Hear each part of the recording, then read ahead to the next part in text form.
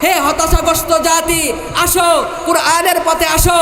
আমরা আবারও এক হও, এক হয়ে মুষ্টিবদ্ধ হয়ে কুরআনুল কারীমের পথের দিকে ছোট। কুরআনুল কারীম তোমাকে আলোর পথ দেখাবে। হে হতাশাগ্রস্ত জাতি, আসো হাতে হাত রেখে এক হয়ে আবার একটা বিপ্লব দেখা দাও। আবার একটা বিপ্লব দেখার জন্য সাধারণ মানুষ অপেক্ষমান, সেইটা হচ্ছে কুরআনুল কারীমের বিপ্লব। ঠিক কিনা? আল্লাহ রসুল সাল্লাল্লাহু আলাইহি ওয়াসাল্লাম এই ইসলামকে প্রতিষ্ঠিত করার জন্য, দ্বীনকে প্রতিষ্ঠিত করার জন্য উহুদের ময়দানে দান মোবারক শহীদ করেছেন, তায়েফের ময়দানে রক্ত ঝরিয়েছেন। আল্লাহর রসুলকে কাফের বেঈমানেরা প্রস্তাব করেছিল, মুহাম্মদ তুমি নেতা হতে চাও, তোমাকে মক্কার ভিতরে সবচেয়ে বড় নেতা বানিয়ে দেওয়া হবে। তুমি সুন্দরী নারীকে বিবাহ করতে চাও, মক্কার ভিতরে সুন্দরী নারীকে তোমার বউ বানিয়ে দেওয়া হবে। মুহাম্মদ তুমি ধনী হতে চাও, আমরা প্রয়োজনে চাঁদা উঠায় তোমাকে ধনী বানিয়ে দিব। মুহাম্মাদুর রাসূলুল্লাহ সাল্লাল্লাহু আলাইহি ওয়াসাল্লাম একটা জবাব দিয়েছিলেন, স্পষ্ট ভাষায় উনি বলে দিয়েছিলেন, আরে আমার যদি মাল সম্পদের লোভ থাকতো, আমার আল্লাহ তো আমি চাইলে উহুদ পাহাড়কে স্বর্ণ বানা পাঠায় দিত। আরে আমার এক হাতে যদি সূর্য আর আরেক হাতে যদি চন্দ্র এনে দাও, আমি সত্য ধর্ম থেকে, আমি সত্য ধর্ম প্রচার থেকে বিন্দু মাত্র পিছপা হব না। মুহতারাম হাজিরিন, আমার রসুল কত কষ্ট করেছেন এই দিনকে প্রতিষ্ঠিত করার জন্য।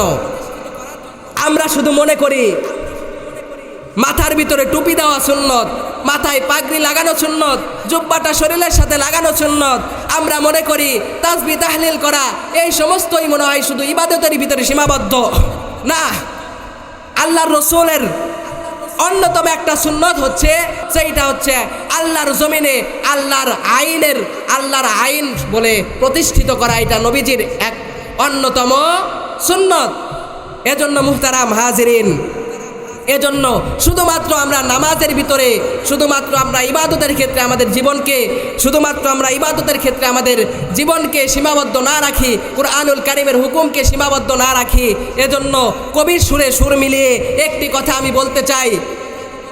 তুমি মিসওয়াক করা হাদিসটা তো জানো, তুমি মিসওয়াক করা ফজিলত তো জানো, খাবার শেষে মিষ্টি মুখের হাদিসটাও মানো। শুধু হক কথাটা উচ্চ স্বরে বলতে পারো না, অন্যায় দেখে বারুদ হয়ে জ্বলতে পারো না। শুধু হক কথাটা উচ্চ স্বরে বলতে পারো না, অন্যায় দেখে বারুদ হয়ে জ্বলতে পারো না। কেমন মুসলমান তুমি একটু ভাবো না, কেমন তোমার ঈমান একটু বলো না। কেমন মুসলমান তুমি একটু ভাবো না, কেমন তোমার ঈমান একটু বলো না। তুমি মিসওয়াক করা ফজিলত তো জানো, খাবার শেষে মিষ্টি মুখের হাদিসটাও মানো। জালনাহু ইলাইকা লিতুখরিজান নাসা মিনাজ যুলুমাতি ইলান নূর। وقال رسول الله صلى الله عليه وسلم تركت فيكم أمرين لا تضلوا ما تمسكتم بهما كتاب الله وسنة نبيه أو كما قال عليه الصلاة والسلام سبحانك لا علم لنا إلا ما علمتنا ইন্নাকা আনতাল আলিমুল হাকীম রব্বি ইশরাহ লি সাদরি ওয়া ইয়াসসির লি আমরি واحلل عقدة من لساني يفقهوا قولي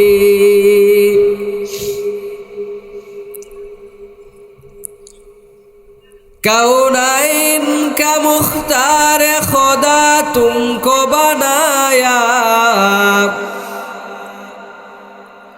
कौनैन का मुख्तार खुदा तुमको बनाया उम्मत की निगाहबान खुदा तुमको बनाया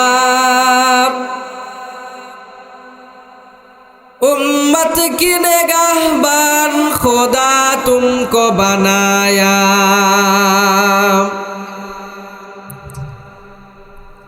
या रब मेरे आँखों में समा जाए मदीना या रब मेरे आँखों में समा जाए मदीना मुद्दत से मेरा दिल में तमन्ना है मदीना मुद्दत से मेरे दिल में तमन्ना है मदीना तलवार पकड़ हो के निकल मैदाने आसिर तलवार पकड़ हो के निकल मैदाने आसिर दुश्मन की मुकाबिल तो लगा नारे तकबीर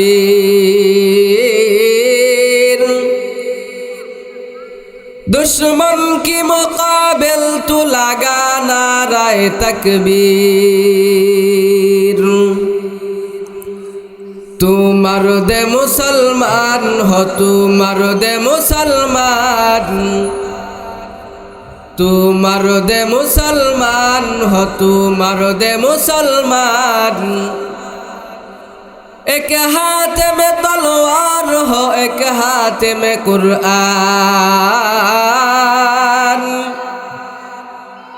एक हाथ में तलवार हो एक हाथ में कुरान कलमा पर ला इलाहा इल्लल्लाह ला इलाहा अल्लाह के जारा डाकिबे भावे अल्लाहर আপন তারাই হবে ইহকালে শান্তি পরকালে মুক্তি ইহকালে শান্তি পরকালে মুক্তি দেবেন তাদের আল্লাহ তাআলা লা ইলাহা ইল্লাল্লাহ লা ইলাহা ইল্লাল্লাহ লা ইলাহা ইল্লাল্লাহু মুহাম্মাদুর রাসূলুল্লাহ সাল্লাল্লাহু আলাইহি ওয়াসাল্লাম। পারুলকান্দি নুরানি তালিমুল কুরআন একাডেমি হাফিজিয়া মাদ্রাসার উদ্যোগে 2 দিনব্যাপী চতুর্থ অধিবেশনের আজকের সমাপনী রজনীর সম্মানিত সুযোগ্য অভিজ্ঞ সভাপতি সাহেব, সহ সভাপতি, প্রধান অতিথি সহ আমন্ত্রিত ওলামায়ে কেরাম, সুদূর ঢাকা থেকে আগত বাতিলের বলিষ্ঠ কণ্ঠস্বর বাংলার দ্বিতীয় মামুনুল হক মুফতি তাজউদ্দিন আল হামিদি দামাত বারাকাতুহুল আলিয়া, উনি আমাদের মাঝে যথা সময় আলোচনা রাখবেন। আলহামদুলিল্লাহ, সর্বপ্রথম সেই মহান স্রষ্টার দরবারে কালিমাতুশ শুকরিয়া আদায় করছি যে মহান রব্বুল ইজ্জাত আপনাকে আমাকে ভালোবেসে মহাব্বত করে এই রহমতি বরকতি সামিয়ানার নিচে আসার জন্য, বসার জন্য তৌফিক দান করলেন। সেই মহান রব্বুল আলামিনের দরবারে কালিমাতু শুকরিয়া আদায় করি। সকলে পড়ে আলহামদুলিল্লাহ। শতকোটি দরুদ ও সালামের হাদিয়া বর্ষিত হোক সেই মহামানবের প্রতি, যিনি ছিলেন সাইয়্যিদুল খালাক, কুতুবুল বাশার, নবীদের সরদার, আশরাফুল আম্বিয়া, সাইয়্যিদুল আম্বিয়া হযরত মুহাম্মদুর রাসূলুল্লাহ সাল্লাল্লাহু আলাইহি ওয়াসাল্লামের উপর। মুহতারাম হাজিরিন, আমরা যে এখানে আসছি বসছি, এইটা দুনিয়ার সাধারণ কোনো মজলিসের মতো মজলিস নয়, সাধারণ কোনো অনুষ্ঠানের মতো অনুষ্ঠান নয়। আল্লাহর রসুলের পবিত্র জবানের ভাষায় জান্নাতের বাগান, সুবহানাল্লাহ পড়েন। সুতরাং যারা আমরা আসতে পারছি, বসতে পারছি, তারা আমরা বড় সৌভাগ্যবান। আর যারা এখনো বাইরে ঘোরাফেরা করতেছে, মনে করতেছে প্রধান বক্তা আসেই নাই, দ্বিতীয় বক্তা আসেই নাই, তখন আমরা আসবো বসবো না। আল্লাহ রসুল সাল্লাল্লাহু আলাইহি ওয়াসাল্লামের পবিত্র জবানের ভাষায় দুনিয়াতে যে স্থানে, যেইখানে কোরআনুল কারীমের কথা হয়, যেইখানে কোরআন হাদিসের কথা হয়, যেইখানে আল্লাহর রসুলকে নিয়ে আলোচনা করা হয়, এইটা দুনিয়ার কোনো সাধারণ মজলিস নয়, দুনিয়ার কোনো সাধারণ অনুষ্ঠান নয়, দুনিয়ার কোনো সাধারণ মজমা নয়। এইটা আল্লাহর রসুলের পবিত্র জবানের ভাষায় জান্নাতের বাগান। সুতরাং যারা আসতে পারছি, বসতে পারছি, ঠকি নাই, বরঞ্চ জান্নাতের ভিতরে জান্নাতি মানুষরাই ঢুকতে পারে আর বসতে পারে। সুতরাং বাইরে যারা ঘোরাফেরা করবে, বাইরে যারা থাকবে, কোরআনের মজমা হবে, কোরআনের অনুষ্ঠান হবে, কিন্তু বাইরে ঘোরাফেরা করবে, মনে রাখবেন এরা জান্নাতি মানুষ হতে পারে না। কেননা জান্নাতে, আল্লাহর জান্নাতে যারা যাবে, তারা দুনিয়াতেও আল্লাহর জান্নাতে, আল্লাহর রসুল যেইটাকে জান্নাতের বাগান বলেছেন, সেইখানে বসার অধিকার রাখবে, সেইখানে বসার তৌফিক শক্তি রাখবে। ঠিক কিনা? মুসলমান ভাইয়েরা আমার, খেয়াল করে শোনার চেষ্টা করবেন। আমি আপনাদের সামনে যে আয়াতে কারিমা তেলাওয়াত করেছি, যে আয়াতে কারিমা, যে হাদিস আমি আপনাদের সামনে তেলাওয়াত করেছি, পাঠ করেছি, আল্লাহ পাক রব্বুল আলামিন ঐশী গ্রন্থ, মহাগ্রন্থ পবিত্র কালামুল্লাহ শরীফের 14 নম্বর সূরা, সূরা ইব্রাহিমের 1 নম্বর আয়াতের ভিতরে ঘোষণা করে দিলেন, আলিফ লাম রা কিতাবুন আনজালনাহু ইলাইকা লিতুখরিজান নাসা মিনাল যুলুমাতি ইলান নূর। আল্লাহু আকবার। মুহতারাম হাজিরিন, আল্লাহ পাক রব্বুল আলামিন নবীর উপরে ঐশী গ্রন্থ, মহাগ্রন্থ পবিত্র কালামুল্লাহ শরীফ নাজিল করেছেন। এই পবিত্র কালামুল্লাহ শরীফের ভিতরে সূরা আছে কয়টা? 114টা। কথা বলেন কয়টা? 114টা। কিন্তু যে আয়াতে কারিমা তেলাওয়াত করেছি যে সূরা থেকে, এই সূরাটা হচ্ছে 14 নম্বর সূরা। কয় নম্বর সূরা? 14 নম্বর সূরা। আল্লাহ পাক রব্বুল আলামিন 14 নম্বর সূরা, সূরাতুল ইব্রাহিমের 1ম নম্বর আয়াতের ভিতরে মানব জাতিকে উদ্দেশ্য করে নবীর মাধ্যমে জানা দিলেন, আলিফ লাম রা কিতাবুন আনজালনাহু ইলাইকা লিতুখরিজান নাসা মিনাজ যুলুমাতি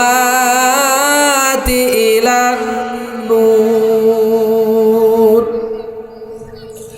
আল্লাহ পাক রব্বুল আলামিন নবীকে জানা দিলেন, নবী আপনার উপরে যে ঐশী গ্রন্থ, মহাগ্রন্থ পবিত্র কালামুল্লাহ আমি নাজিল করে দিলাম গো নবী, ও নবী এইটা আপনার উপরে নাজিল করলাম কারণ আপনি যেই সময় আপনাকে আমি দুনিয়াতে পাঠাইলাম, যেই সময় আপনি দুনিয়াতে আসলেন, মানুষেরা কুফরির ভিতরে নিমজ্জিত, মানুষেরা কুফরের অন্ধকারের ভিতরে নিমজ্জিত, মানুষেরা বিভিন্ন পাপাচার অন্যায়ের ভিতরে তারা লিপ্ত।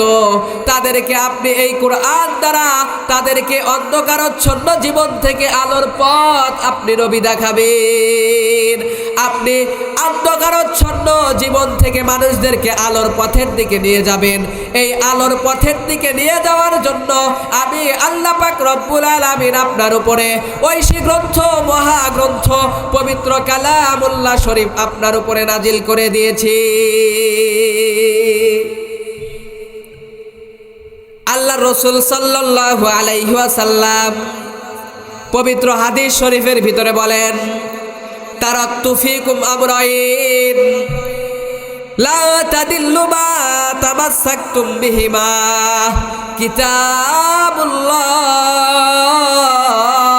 ওয়া সুন্নাতা নবীহি। আমি তোমাদের জন্য দুইটা জিনিস রেখে গেলাম। কয়টা জিনিস? কথা বলেন, কয়টা জিনিস? আল্লাহ রাসূল বলেন, বিদায় হজের ভাষণে নবীজি বলেন, ও আমার উম্মতেরা, তোমাদের জন্য আমি দুইটা জিনিস রেখে গেলাম, তোমাদের জন্য দুইটা জিনিস ছেড়ে গেলাম। তারাকতু ফীকুম আমরাইন, তোমাদের জন্য দুইটা বস্তুকে আমি ছেড়ে গেলাম। লা তাদিল্লু মা তামাসসাকতুম বিহিমা, যদি তোমরা এই দুইটা জিনিসকে আঁকড়ে ধরতে পারো, এই দুইটা জিনিসকে আঁকড়ে ধরতে পারো, তাইলে তোমরা কখনো পথভ্রষ্ট হবে না, তাইলে তোমরা কখনো বিপদগামী হবে না। সেই দুইটা জিনিস আল্লাহ রাসূল জানা দেন, কিতাবাল্লাহি ওয়া সুন্নাতা নবীহি। তার ভিতরে এক নাম্বার হচ্ছে আল্লাহ পাক রব্বুল আলামিনের কিতাব, আর দুই নাম্বারে হচ্ছে নবীজির সুন্নাত, নবীজির আদর্শ। কয়টা জিনিস? দুইটা জিনিস। নবীজি তার জীবনের শেষ প্রান্তে এসে বিদায় হজে ভাষণের ভিতরে আল্লাহ রাসূল বলে গেলেন, তারাকতু ফীকুম আমরাইন, বলে আমি তোমাদের জন্য দুইটা বস্তুকে রেখে গেলাম, দুইটা জিনিসকে ছেড়ে গেলাম। যতদিন পর্যন্ত এই দুইটা জিনিসকে তোমরা আঁকড়ে ধরবে, যতদিন পর্যন্ত তোমরা এই দুইটা জিনিসকে আঁকড়ে ধরে থাকবে, তোমরা ততক্ষণ পর্যন্ত, ততদিন পর্যন্ত বিপদগামী হবে না।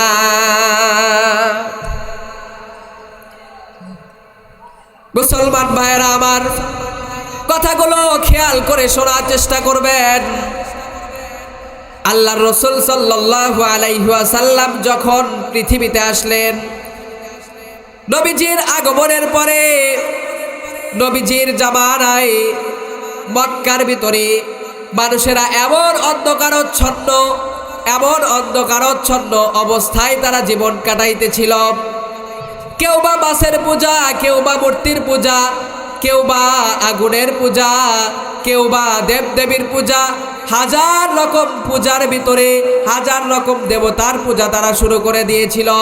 আল্লাহ পাক রব্বুল আলামিন নবীজির উপরে পবিত্র কুরআনুল কারীম নাজিল করে দিলেন, জানা দিলেন, নবী আমার, আপনার উপরে পবিত্র কুরআনুল কারীম নাজিল করে দিলাম। আপনি এই সমস্ত অন্ধকারচ্ছন্নে যারা নিপতিত মানুষগুলো আছে, এই সমস্ত মানুষদেরকে আপনি অন্ধকারচ্ছন্ন জীবন থেকে তাদেরকে আপনি আলোর পথের দিকে দাওয়াত দিবেন।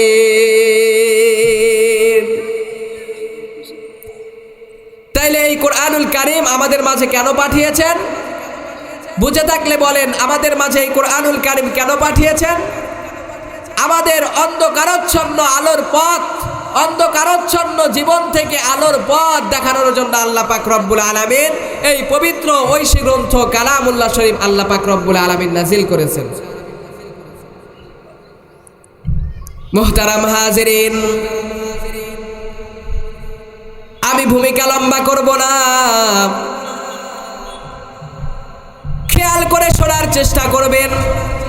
আল্লাহ পাক রব্বুল আলামিন নবীজিকে জানা দিলেন পবিত্র ঐশী গ্রন্থ, মহাগ্রন্থ পবিত্র কালামুল্লাহ শরীফের 14 নম্বর সূরার 1 নম্বর আয়াতের ভিতরে 14 নম্বর সূরার 1 নম্বর আয়াতের ভিতরে আল্লাহ পাক রব্বুল আলামিন জানায় দিলেন, আলিফ লাম রা কিতাবুন আনজালনাহু ইলাইকা লিতুখরিজান নাসা মিনাজ-যুলুমাতি ইলান নূর।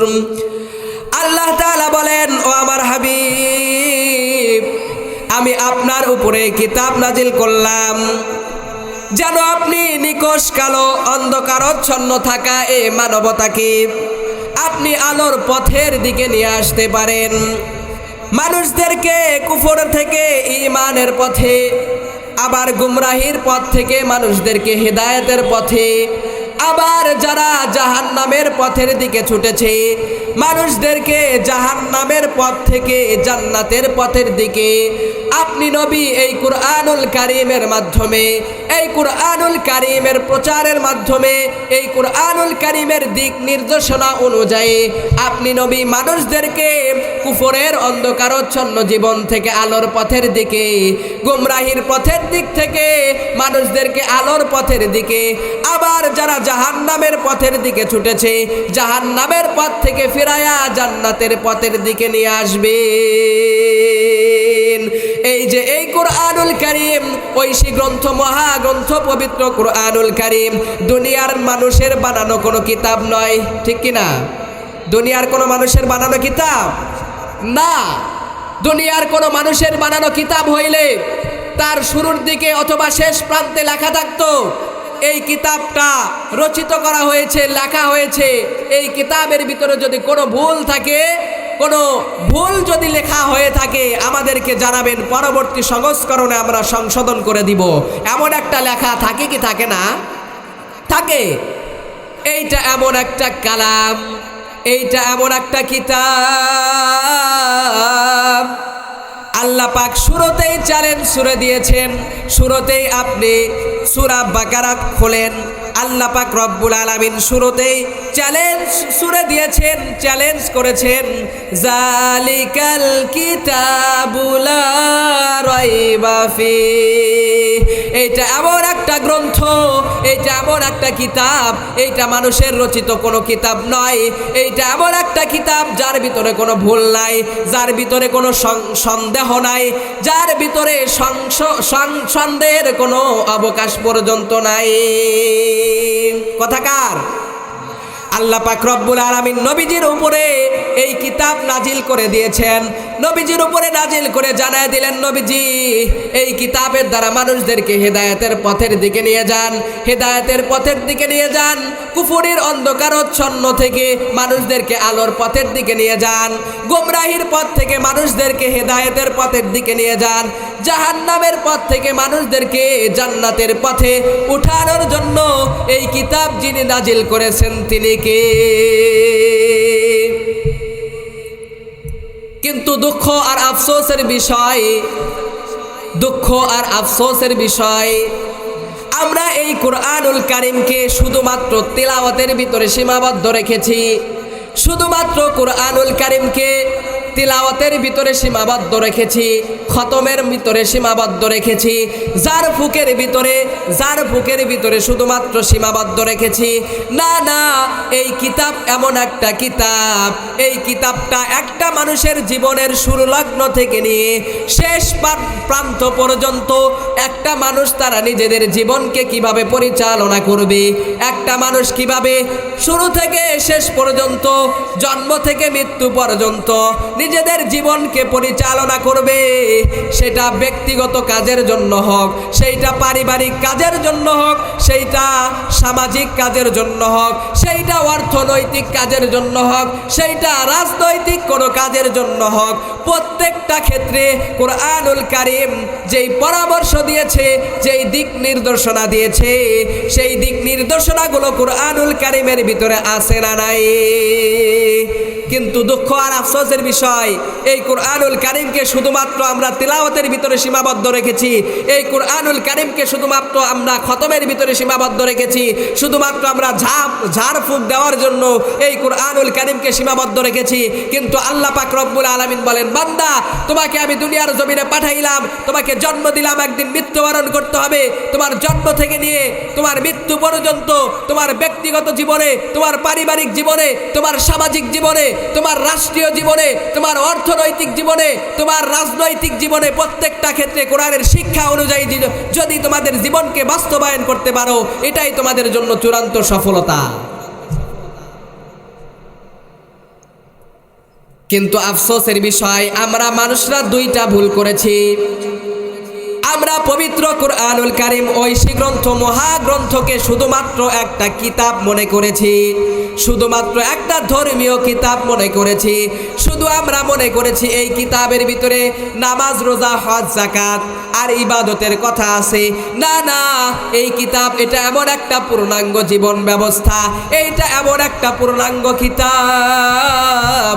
একটা মানুষ তার ব্যক্তিগত, তার পারিবারিক, সামাজিক, রাষ্ট্রীয়, ধর্মীয় প্রত্যেকটা কাজের ভিতরে যত আহকাম, যত বিধিবিধান আছে, প্রত্যেকটা বিধিবিধানের দিক নির্দেশনা এই পবিত্র কুরআনুল কারীমের ভিতরে দিয়েছেন তিনি কে?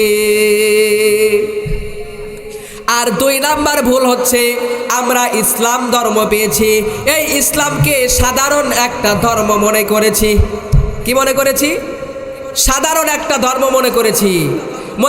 এই ধর্মের ভিতরে আসছি, আমরা মুসলমানের ঘরে জন্ম নিয়েছি, নামাজ, হজ, যাকাত এই সমস্ত আমল করব, শেষ।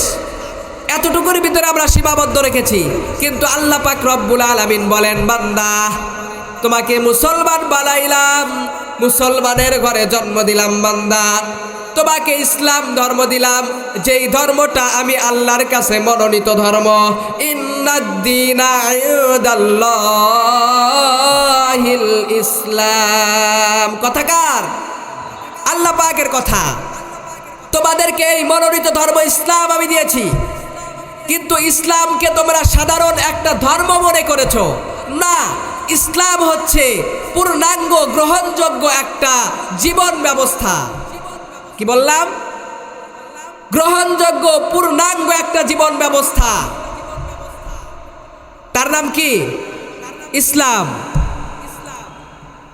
কিন্তু ইসলামকে তোমরা শুধুমাত্র নামাজ, হজ, যাকাত এই সমস্ত ইবাদতের ক্ষেত্রে, এই সমস্ত ইবাদতের জন্য শুধু সীমাবদ্ধ রেখেছ। কিন্তু তোমরা যদি তোমাদের ব্যক্তিগত কাজ ছাড়া, তোমাদের পারিবারিক, তোমাদের সামাজিক, তোমাদের অর্থনৈতিক, রাজনৈতিক প্রত্যেকটা ক্ষেত্রে কুরআনুল কারীমের হুকুম, কুরআনুল কারীমের আহকাম গুলো যদি তোমরা তোমাদের প্রত্যেকটা ক্ষেত্রে বাস্তবায়িত করতে পারতে, তাইলে তোমরা হইতে পারতা চূড়ান্ত সফল ব্যক্তি। আল্লাহ পাক রব্বুল আলামিন বলেন, দুনিয়ার জমিনে যারা কোরআনকে শুধুমাত্র ব্যক্তিগত কাজের ক্ষেত্রে ব্যবহার করবে, শুধুমাত্র ব্যক্তিগত কাজ, ব্যক্তিগত ইবাদতের ভিতরে সীমাবদ্ধ রাখবে, কিন্তু তাদের পারিবারিক, সামাজিক, অর্থনৈতিক, রাজনৈতিক এই সমস্ত ক্ষেত্রে তারা কোরআনের আইন মানবে না। তারা হচ্ছে কুরআনুল কারীমের ভাষায়, আল্লাহ পাক রব্বুল আলামিনের ভাষায় তারা হচ্ছে মুনাফিক। কি? মুনাফিক। আল্লাহ পাক রব্বুল আলামিন বলেন, তোমরা কি তোমাদের জীবনটাকে 2টা ভাগে ভাগ করলাম?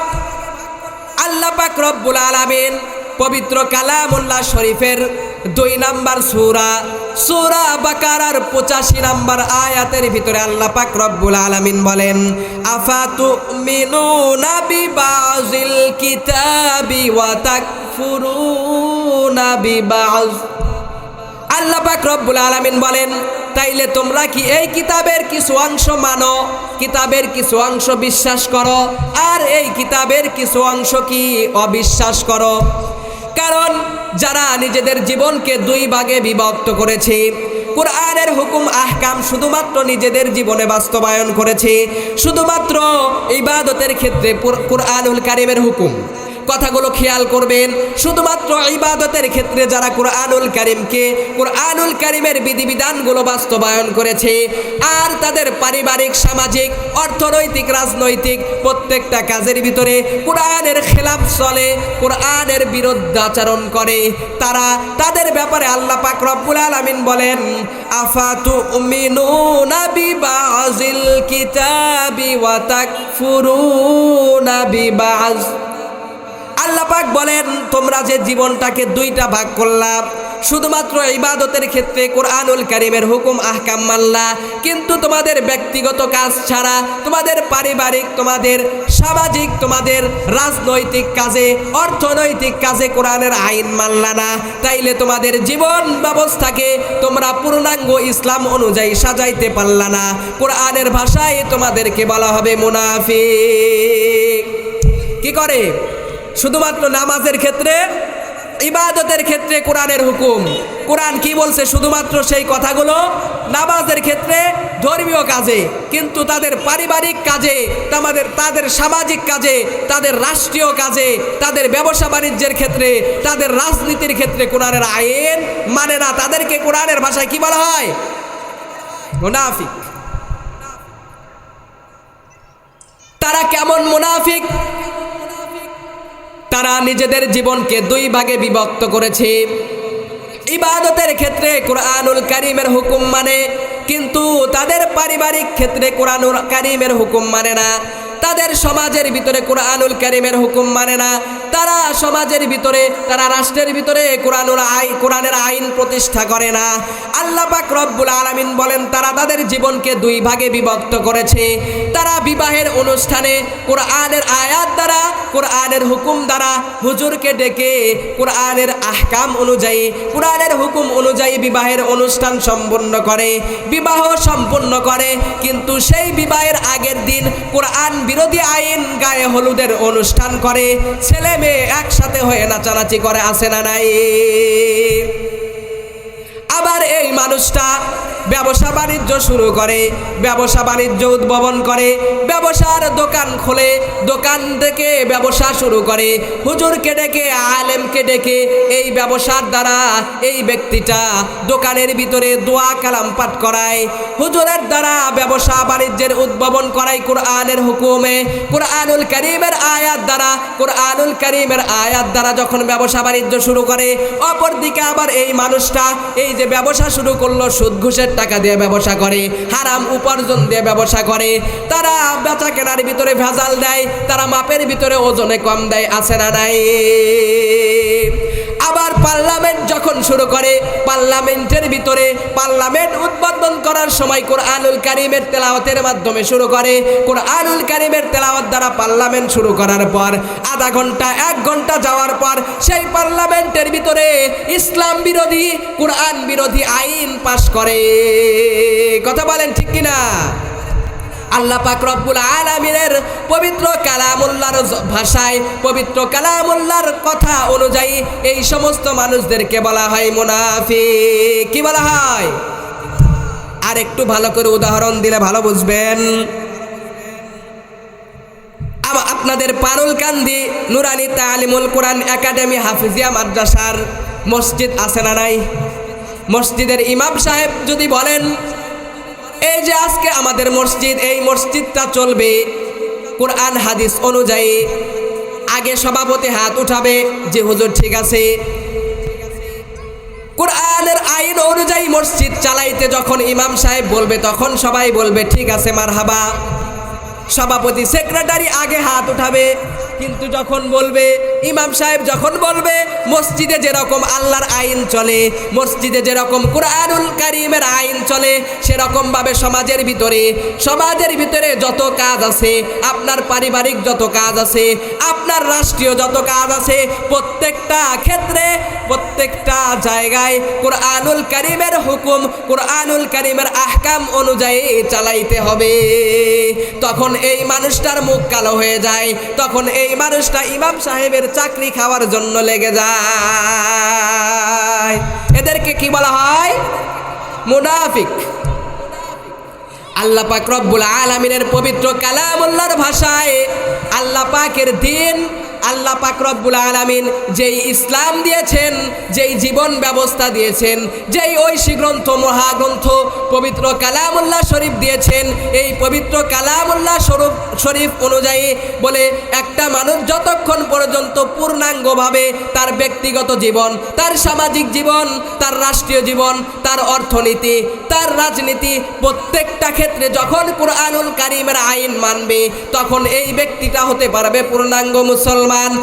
আর এই ব্যক্তিটা যখন শুধুমাত্র ইবাদতের ক্ষেত্রে কুরআনুল কারীমের হুকুম মানে, অথচ তার অন্যান্য দুনিয়াবি সকল ক্ষেত্রে কোরআনের আইন মানে না, সেই ব্যক্তিটা কুরআনুল কারীমের ভাষায় মুনাফিক।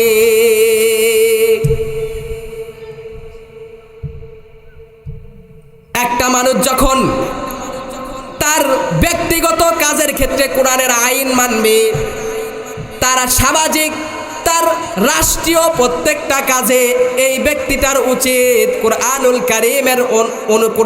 কারীম অনুযায়ী প্রত্যেকটা কাজ করবে। আর যারা এরকম করতে পারবে না, তারা হচ্ছে কুরআনুল কারীমের ভাষায় মুনাফিক। বেরেদো মুহতারাম, খেয়াল করে কথাগুলো শোনার চেষ্টা করবেন। আপনি যখন আপনার প্রত্যেকটা কাজের ভিতরে কোরআনের আইন চালু করে দিবেন, আপনার প্রত্যেকটা ক্ষেত্রে কুরআনুল কারীমের আইন যখন চালু করে দিবেন, তখন আপনার জীবন হয়ে যাবে সফল কাম। আর এই দুনিয়ার হায়াত যখন শেষ হয়ে যাবে, যখন আপনি কবর জগতে চলে যাবেন, হাসরের মাঠে এই কুরআনুল কারীম আপনার পক্ষে সুপারিশ করে আপনাকে জান্নাতে ঢুকায়া দিবে। মেরে মোহতারাম ভাই, প্রত্যেকটা ক্ষেত্রে কুরআনুল কারীমের হুকুম মানার দরকার আছে না নাই? প্রত্যেকটা ক্ষেত্রে আপনার ব্যক্তিগত জীবন, আপনার সামাজিক জীবন, আপনার রাষ্ট্রীয় জীবন, আপনার ব্যবসা বাণিজ্য, আপনার অর্থনীতি, আপনার রাজনীতি, প্রত্যেকটা ক্ষেত্রে যদি কোরআনের আইন চালু করতেন, প্রত্যেকটা ক্ষেত্রে কোরআনের হুকুম যদি বাস্তবায়িত থাকতো, তাইলে আমার আপনার সমাজে এখন জেনা সম্ভব হতো না, আমার আপনার সমাজে চুরি সম্ভব হতো না, আমার আপনার সমাজে চাঁদাবাজি, টেন্ডারবাজি সম্ভব হতো না, ঠিক কিনা? কিন্তু কোরআনের আইন শুধুমাত্র আমরা সীমাবদ্ধ রেখেছি আমাদের ইবাদতের ক্ষেত্রে, অন্যান্য কাজের ক্ষেত্রে আমরা কুরআনুল কারীমের আইন বাস্তবায়ন করি নাই। যদি কোরআনের আইন বাস্তবায়ন থাকতো, কোরআনের আইন যদি বাস্তবায়ন করেন, তাইলে এইখানে আপনার সমাজের ভিতরে ন্যায় বিচার প্রতিষ্ঠিত হবে, সমাজের ভিতরে ন্যায় চলে আসবে। বর্তমানে ইসলামী শরিয়া মোতাবেক ন্যায় বিচার না থাকার কারণে টাকার কাছে বিচার বদলি হয়ে যায়, ঠিক কিনা? কিন্তু ইসলামী শরিয়া মোতাবেক যদি আপনি চলেন, কুরআনুল কারীমের আইন যদি সব জায়গায় চালু করে দেন, অন্যায়, অবিচার, জুলুম, নিপীড়ন থাকবে না। ন্যায় বিচার সমাজের ভিতরে প্রতিষ্ঠিত হবে। কোরআনের আইন যদি চালু হয়ে যায়, তার ভিতরে এক নাম্বার উপকার সমূহের ভিতরে এক নম্বর উপকার কি? ন্যায় বিচার প্রতিষ্ঠিত হবে, অন্যায়, জুলুম, নিপীড়ন থাকবে। মুহতারাম হাজিরিন, কেমন ন্যায় বিচার প্রতিষ্ঠিত হবে বোঝানোর জন্য চেষ্টা করতেছি। আল্লাহর নবীর আদালতে একবার মাযুমিয়া গোত্রের কুরাইশি একটা সম্ভ্রান্ত নারীকে উপস্থিত করা হলো। এই নারীর অপরাধ ছিল সে চুরি করেছে।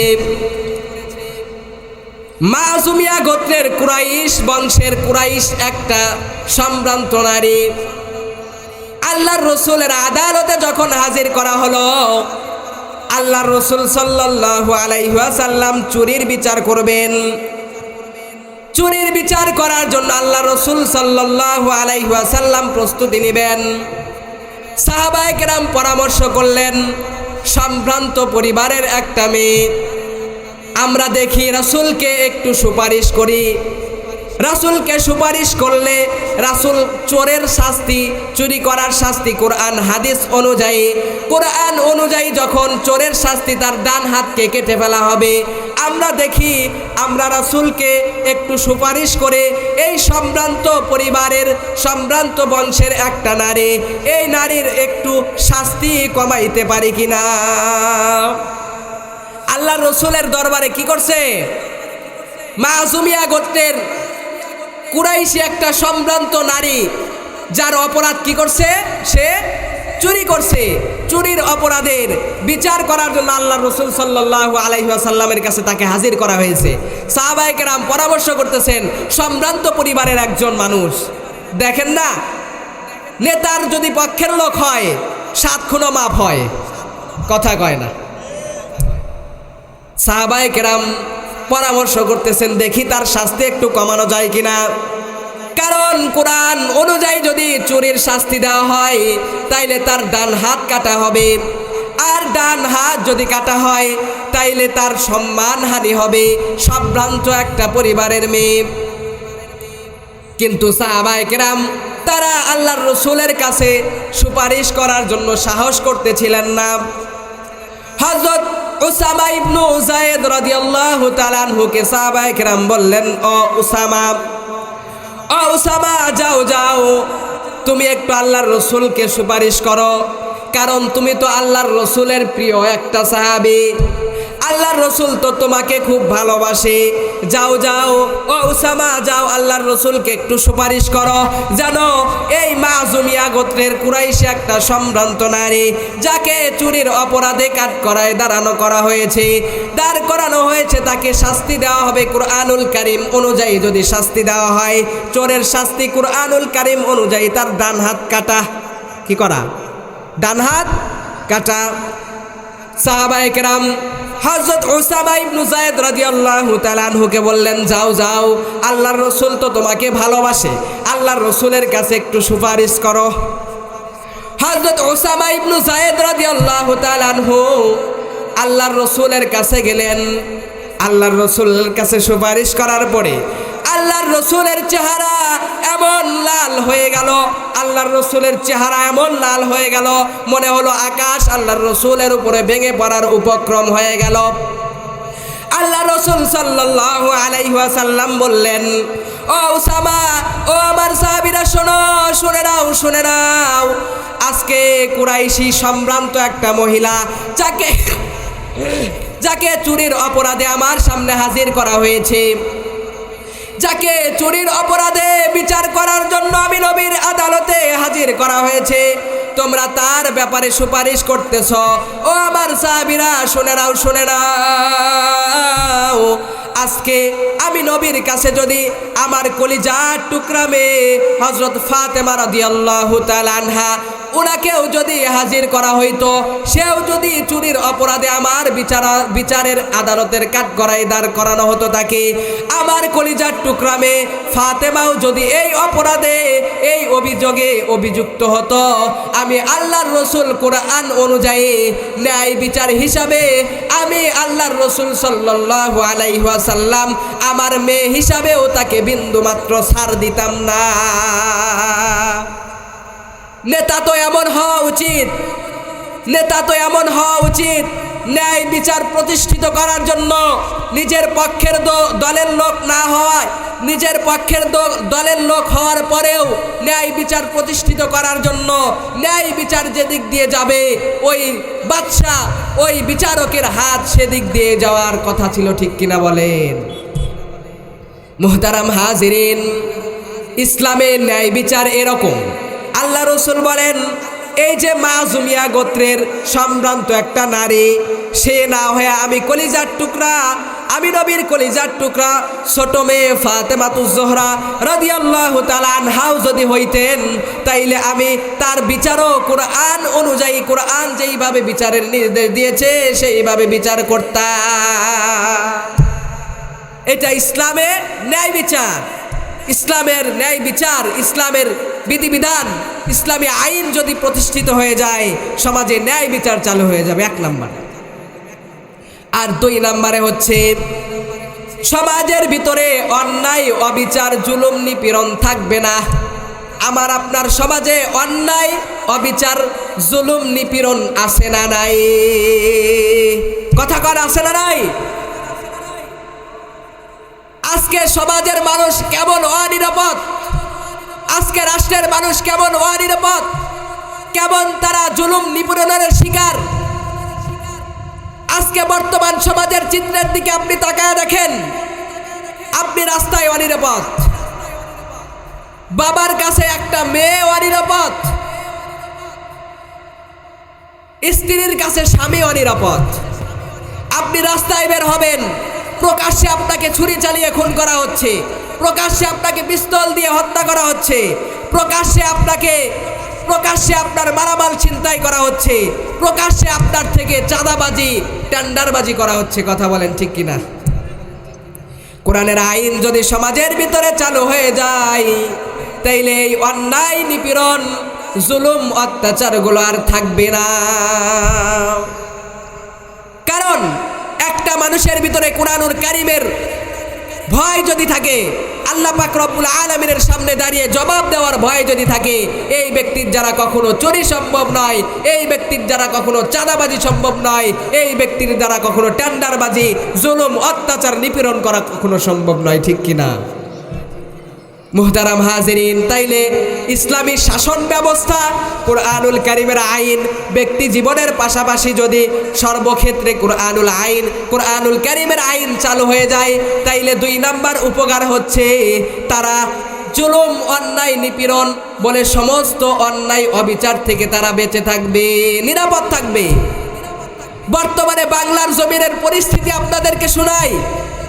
এখন বর্তমান সময়ে একটা মেয়ে তার বাবার কাছে অনিরাপদ, একটা মেয়ে তার বাবার হাতে ধর্ষণ হয়, একটা স্বামী তার স্ত্রীর হাতে খুন হয়, মায়ের সামনে থেকে হাফেজা মেয়েকে তুলে নিয়ে ধর্ষণ করে জনসম্মুখে, একটা মেয়েকে বলে সমস্যা সমাধান করার কথা বলে, একটা মেয়েকে তারা 18 জন মিলে ধর্ষণ করে। বলে এরকম সমাজের পরিস্থিতি কেন হয়েছে? এমন সমাজের পরিস্থিতি হয়েছে আমাদের মাঝে। আমরা শুধু ব্যক্তিগত জীবনের ভিতরে আমরা কুরআনুল কারীমের আইনকে, কুরআনুল কারীমের বিধানকে সীমাবদ্ধ রেখেছি। আমাদের ব্যক্তিগত জীবন ব্যতীত আর কোনো কাজের ভিতরে আমরা কোরআনের আইন চালু করতে পারি নাই, কুরআনুল কারীমের বিধান চালু করতে পারি নাই, যার কারণে আমাদের এরকম অধপতন। ঠিক কিনা? মুহতারাম হাজিরিন, পবিত্র কুরআনুল কারীমের আইন যদি চালু হয়ে যায়, তাইলে মানুষেরা নিরাপদ থাকবে, জুলুম, অবিচার, অন্যায়, অবিচার কমে যাবে। কারণ আপনি বর্তমান সমাজের দিকে তাকান, বর্তমান সমাজে যদি আপনি ইসলামের জ্ঞান নিয়ে তাকান, ইসলামের দৃষ্টিতে তাকান, তাইলে আপনি মুসলমান হওয়ার পরেও দেখেন আপনার ভিতরে মুসলমানের গুণগুলো যে থাকা দরকার ছিল, এই গুণগুলোর ভিতরে কয়টা গুণ আপনার ভিতরে আছে দেখেন। দিন শেষে আপনি মাথাটা যখন রাতের বেলা বালিশের সাথে লাগাবেন, চিন্তা করবেন আল্লাহ পাক রব্বুল আলামিন আপনাকে আমাকে মুসলমানের ঘরে জন্ম দিয়েছেন, কিন্তু আপনার আমার মাঝে মুসলমানের যেই গুণ থাকা দরকার ছিল, ঈমানদারের যেই গুণগুলো থাকার দরকার ছিল, সেই গুণগুলো আমাদের মাঝে আদৌ নাই। বিজাতীয় সংস্কৃতি আমাদের ঘরে ঘরে ঢুকে গেছে। মানুষরা আজকে কুরআনুল কারীম থেকে দূরে সরে গেছে, নবীজির সুন্নাহ থেকে দূরে সরে গেছে। আল্লাহ রাসূল সাল্লাল্লাহু আলাইহি ওয়াসাল্লামের জীবনের শেষের দিকে নবীজি সাল্লাল্লাহু আলাইহি ওয়াসাল্লাম হজ করলেন। হজ্জুল বিদা যেটাকে বলা হয়, বিদায় হজের ভাষণে আল্লাহ রাসূল সাল্লাল্লাহু আলাইহি ওয়াসাল্লাম উম্মতদেরকে লক্ষ্য করে বললেন, তারাকতু ফীকুম আমরাইন লান তাদিল্লু মা তামাসসাকতুম বিহিমা কিতাবাল্লাহ ওয়া সুন্নাত নবীহি। আমি তোমাদের মাঝে 2টা জিনিসকে রেখে গেলাম, আমি তোমাদের মাঝে 2টা জিনিসকে ছেড়ে গেলাম। এই 2টা জিনিসকে তোমরা যতদিন পর্যন্ত আঁকড়ে ধরবা। কেমনে আঁকড়ে ধরবা? মারির দাঁতের মতো আঁকড়ে ধরবা।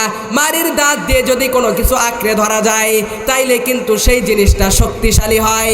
আল্লাহ রাসূল বলেন, আমি তোমাদের মাঝে 2টা জিনিস রেখে গেলাম, তোমাদের মাঝে 2টা জিনিস ছেড়ে গেলাম। এই 2টা জিনিসকে যতদিন পর্যন্ত তোমরা আঁকড়ে ধরতে পারবে, তোমরা এই 2টা জিনিসকে যতদিন পর্যন্ত আঁকড়ে ধরে থাকবে, তোমরা কখনো বিপদগামী হবে না, তোমরা কখনো পথভ্রষ্ট হবে না। আল্লাহর রাসূল বলেন, সেই 2টা জিনিস হচ্ছে, 1 নম্বরে কিতাবুল্লাহ, এক নম্বরে আল্লাহ পাক রব্বুল আলামিনের ঐশী গ্রন্থ মহাগ্রন্থ পবিত্র কালামুল্লাহ, আর 2 নম্বরে সুন্নাত নবীহি, তার নবীজির সুন্নাত। কয়টা জিনিস? 2টা জিনিস। 1 নম্বরে কিতাবুল্লাহ আর 2 নম্বরে সুন্নাত রাসূলি। বলে নবীজির সুন্নাত আর কালামুল্লাহ কিতাবুল্লাহ, এই 2টা জিনিসকে যদি কোনো মানুষ আঁকড়ে ধরতে পারে, এই মানুষটা কখনো পথভ্রষ্ট হবে। কিন্তু আফসোসের বিষয়, আমরা তো এই 2টা জিনিসকেই ছেড়ে দিছি, ঠিক কিনা? আমরা তো কুরআনুল কারীমের আইনকে ছেড়ে দিছি। কুরআন বলে ডান পথে চলো, আমরা বাম দিকে দৌড় দিছি। আল্লাহর রসুল বলেন আমার সুন্নত অনুযায়ী চলো, কিন্তু আমরা তো সুন্নত অনুযায়ী চললাম না, সুন্নতের বিপরীতের দিকে দৌড় দিছি। আল্লাহ পাকের রসুল বিদায় হজের ভিতরে উম্মতদেরকে জানায় দিলেন, এই 2টা জিনিসকে তোমরা যতদিন পর্যন্ত আঁকড়ে ধরবে, যতদিন পর্যন্ত আঁকড়ে ধরবে, তোমরা কখনো বিপদগামী হবে না। কয়টা জিনিস? 2টা জিনিস। কিন্তু এই 2টা জিনিসকে আমরা ছেড়ে দিয়েছি। আমরা এই 2টা জিনিসকে ছেড়ে দেওয়ার কারণে সমাজের ভিতরে ন্যায় বিচার নাই, সমাজের ভিতরে অন্যায় অপকর্ম, জেনা, ব্যভিচার, সুদ, ঘুষ, চাঁদাবাজি, টেন্ডারবাজি, যত ধরনের অপরাধ আছে, এই 2টা জিনিস থেকে আমরা দূরে যাওয়ার কারণে সমস্ত অন্যায়, অবিচার আর অপরাধ আমাদেরকে গ্রাস করেছে। মুসলমান ভাইরা আমার, আল্লাহ রসুল বলেন, আল্লাহ পাকের বাণী ঐশী গ্রন্থের ভিতরে আল্লাহ পাক রব্বুল আলামিন সূরা ইব্রাহিমের 1 নম্বর আয়াতে শুরু লগ্নে বলে দিলেন, আমি নবীর উপরে এই কিতাব নাজিল করলাম। কেন নাজিল করলাম? ও নবী, আপনার উপরে এই কিতাব আমি নাজিল করলাম। মানুষেরা শিরকের অন্ধকারাচ্ছন্ন নিমজ্জিত, তারা অনেক অন্যায় অপচারের ভিতরে নিমজ্জিত, বলে তাদের অন্ধকারাচ্ছন্ন জীবন থেকে আলোর পথ আপনি দেখাবেন। মুহতারাম হাজিরিন, আর কথা লম্বা করার সুযোগ নাই, অল্প সময় খেয়াল করে শোনার চেষ্টা করেন। আপনি যদি কোরআনের আইন সর্বক্ষেত্রে বাস্তবায়ন করেন, তাইলে আরেকটা লাভ হবে, সেইটা হচ্ছে জনগণ নীতিবান হওয়ার পাশাপাশি আপনার আমার শাসক যিনি হবেন, আপনার আমার নেতা যিনি হবেন, তিনিও ন্যায় পরায়ণ হবেন, তিনিও দুনিয়ামুখী থেকে আখিরাতমুখী হবেন। আপনাকে এমন একজন নেতার কথা বলি, যিনি এরকম সাধারণ একটা পার্লামেন্টের বিচারক নয়, সাধারণ একটা দেশের রাষ্ট্রনায়ক নয়, তিনি ছিলেন সারা পৃথিবীর ভিতরে বলে অর্ধ পৃথিবীর একজন শাসক। তিনি ছিলেন হযরত ওমর ইবনুল খাত্তাব রাদিয়াল্লাহু তাআলা আনহু। অর্ধ পৃথিবী যিনি শাসন করেছেন, হযরত ওমর ইবনুল খাত্তাব রাদিয়াল্লাহু তাআলা আনহু, উনি দেখেন কেমন ন্যায় পরায়ণ ছিলেন। উনি একদিন রাত্রিবেলা মোমবাতি জ্বালায়া রাষ্ট্রের কাজ করতেছিলেন। এমত অবস্থায় তার কিছু রিলেটিভ, আত্মীয় স্বজন, বন্ধু বান্ধব দরজায় এসে আঘাত করলো। হযরত ওমর ইবনুল খাত্তাব রাদিয়াল্লাহু তাআলা আনহু উনি কি করলেন, তার পাশে যে মোমবাতি জ্বলতেছিল, এই মোমবাতিটা নিভা দিয়া নতুন আরেকটা মোমবাতি জ্বালায়া দিলেন। তার বন্ধু বান্ধবকে আসার অনুমতি দিলেন, আত্মীয় স্বজনকে আসার অনুমতি দিয়ে দিলেন। আত্মীয় স্বজন আসার পরে কৌতূহল চেপে রাখতে না পেরে হযরত ওমর ইবনুল খাত্তাব রাদিয়াল্লাহু তাআলা আনহু উনাকে প্রশ্ন করলেন, আমিরুল মুমিনিন, আপনার সামনে একটা মোমবাতি জ্বালানো ছিল, কিন্তু আপনি সেই মোমবাতিটাকে নিভায়া দিয়া নতুন আরেকটা মোমবাতি জ্বালায়া দিলেন, কারণ কি জানতে চাই? ওমর ইবনুল খাত্তাব রাদিয়াল্লাহু তাআলা আনহু বলেন, ও আমার বন্ধুরা, ও আমার আত্মীয় স্বজনেরা, শোনো, আমার সামনে যেই মোমবাতি জ্বালানো ছিল, আমি রাষ্ট্রের কাজ করতেছিলাম, আমি আমার অফিসিয়াল কাজ করতেছিলাম, কিন্তু তোমরা আমার বন্ধু বান্ধব, তোমরা নিজস্ব কাজের জন্য আসছো, কিন্তু আমি আমার জনগণের টাকার মোমবাতি জ্বালায়া তোমাদের সাথে ব্যক্তিগত কাজের আলাপ করব, এইটা জনগণের টাকার আমানতের খেয়ানত হবে। সুতরাং আমি জনগণের টাকার মোমবাতি নিভায়া দিয়া আমি আমার ব্যক্তি ব্যক্তিগত কাজের জন্য ব্যক্তিগত টাকার কেনা মোমবাতি জ্বালায়া দিয়া তোমাদেরকে আসার অনুমতি দিয়েছি। সুবহানাল্লাহ পড়েন। তাইলে ইসলামী শাসন যদি সমাজে চালু হয়ে যায়, তাইলে 1 নাম্বার উপকার হবে ন্যায় বিচার, আর 2 নাম্বার উপকার হবে অন্যায় অপকর্ম। তারপরে যত ধরনের অন্যায় আছে, জুলুম আছে, প্রত্যেকটা অন্যায় থেকে আমরা মুক্তি পাবো, জুলুম নিপীড়ন থেকে মুক্তি পাবো। আর 3 নম্বরে উপকার হচ্ছে আমাদের যিনি শাসক হবেন তিনিও দুনিয়ামুখী না হয়ে তিনিও আখিরাতমুখী হবেন। এজন্য আসুন কুরআনের দিকে আসুন। হে হতাশাগ্রস্ত জাতি, আসো কুরআনের পথে আসো। আমরা আবারও এক হয়ে মুষ্টিবদ্ধ হয়ে কুরআনুল কারীমের পথের দিকে ছোট। কুরআনুল কারীম তোমাকে আলোর পথ দেখাবে। হে হতাশাগ্রস্ত জাতি, আসো হাতে হাত রেখে এক হয়ে আবার একটা বিপ্লব দেখা দাও। আবার একটা বিপ্লব দেখার জন্য সাধারণ মানুষ অপেক্ষমান, সেইটা হচ্ছে কুরআনুল কারীমের বিপ্লব। ঠিক কিনা? আল্লাহ রাসূল সাল্লাল্লাহু আলাইহি ওয়াসাল্লাম এই ইসলামকে প্রতিষ্ঠিত করার জন্য, দ্বীনকে প্রতিষ্ঠিত করার জন্য উহুদের ময়দানে দান মোবারক শহীদ করেছেন, তায়েফের ময়দানে রক্ত ঝরিয়েছেন। আল্লাহর রাসূলকে কাফের বেঈমানেরা প্রস্তাব করেছিল, মুহাম্মদ তুমি নেতা হতে চাও, তোমাকে মক্কার ভিতরে সবচেয়ে বড় নেতা বানিয়ে দেওয়া হবে। তুমি সুন্দরী নারীকে বিবাহ করতে চাও, মক্কার ভিতরে সুন্দরী নারীকে তোমার বউ বানিয়ে দেওয়া হবে। মুহাম্মদ তুমি ধনী হতে চাও, আমরা প্রয়োজনে চাঁদা উঠায় তোমাকে ধনী বানিয়ে দিব। মুহাম্মাদুর রাসূলুল্লাহ সাল্লাল্লাহু আলাইহি ওয়াসাল্লাম একটা জবাব দিয়েছিলেন, স্পষ্ট ভাষায় উনি বলে দিয়েছিলেন, আরে আমার যদি মাল সম্পদের লোভ থাকতো, আমার আল্লাহ তো আমি চাইলে উহুদ পাহাড়কে স্বর্ণ বানায় পাঠায় দিত। আরে আমার এক হাতে যদি সূর্য আর আরেক হাতে যদি চন্দ্র এনে দাও, আমি সত্য ধর্ম প্রচার থেকে বিন্দু মাত্র পিছপা হব না। মুহতারাম হাজিরিন, আমার রাসূল কত কষ্ট করেছেন এই দ্বীনকে প্রতিষ্ঠিত করার জন্য। আমরা শুধু মনে করি মাথার ভিতরে টুপি দেওয়া সুন্নত, মাথায় পাগড়ি লাগানো সুন্নত, জুব্বাটা শরীরের সাথে লাগানো সুন্নত। আমরা মনে করি তাসবিহ তাহলিল করা এই সমস্তই মনে হয় শুধু ইবাদতের ভিতরে সীমাবদ্ধ। না, আল্লাহর রাসূলের অন্যতম একটা সুন্নত হচ্ছে আল্লাহ রাসূল সাল্লাল্লাহু আলাইহি ওয়াসাল্লামের অন্যতম একটা সুন্নত, সেইটা হচ্ছে আল্লাহর জমিনে আল্লাহর আইন বলে প্রতিষ্ঠিত করা। এটা নবীজির এক অন্যতম সুন্নত। এজন্য মুহতারাম হাজিরিন, এজন্য শুধুমাত্র আমরা নামাজের ভিতরে, শুধুমাত্র আমরা ইবাদতের ক্ষেত্রে আমাদের জীবনকে সীমাবদ্ধ না রাখি, কুরআনুল কারীমের হুকুমকে সীমাবদ্ধ না রাখি। এজন্য কবির সুরে সুর মিলিয়ে একটি কথা আমি বলতে চাই, তুমি মিসওয়াক করা হাদিসটা তো জানো, তুমি মিসওয়াক করা ফজিলত তো জানো, খাবার শেষে মিষ্টি মুখের হাদিসটাও মানো। শুধু হক কথাটা উচ্চ স্বরে বলতে পারো না, অন্যায় দেখে বারুদ হয়ে জ্বলতে পারো না। শুধু হক কথাটা উচ্চ স্বরে বলতে পারো না, অন্যায় দেখে বারুদ হয়ে জ্বলতে পারো না। কেমন মুসলমান তুমি একটু ভাবো না, কেমন তোমার ঈমান একটু বলো না।